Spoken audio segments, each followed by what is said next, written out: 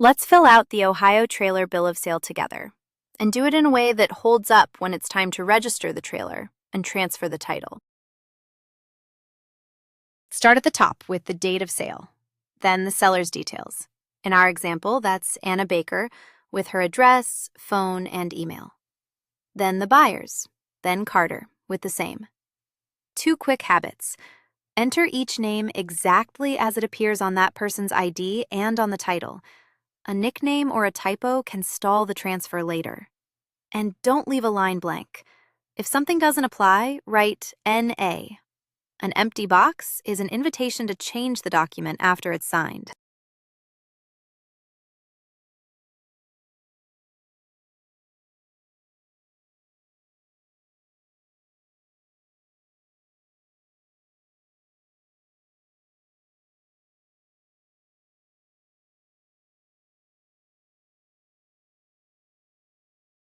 Next, describe the trailer. The make, model, year, and color, and then the VIN. Type all of the VIN exactly as it appears on the trailer's plate or the title. A single wrong character can hold up the title transfer, and a homemade or older trailer may need its VIN or serial verified before the state will register it. Now, the purchase date and the sale price, in our example, $8,500, paid all at once, by check, with taxes included. Write the real price.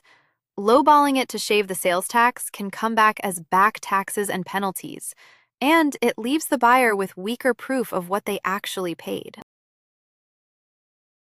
Now the signatures.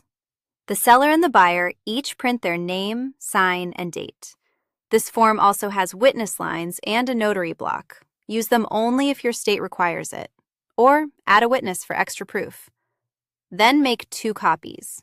Each side keeps a signed one. The buyer needs it to register the trailer. The seller needs it as proof they are no longer responsible for it. When selling a trailer in this state, here are the key things you need to know. First, let's talk about who signs. The buyer is required to sign the application for the certificate of title. The application is then filed with the clerk, and the clerk signs it and seals it with the official clerk's seal. Now, the buyer also needs to swear to the information before a notary public or another officer who is empowered to administer oaths. So make sure you have that notarization taken care of before you file.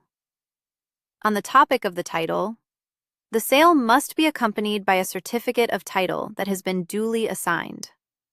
If there is no existing title, a manufacturer's or importer certificate, or a certificate of title from another state can be used instead.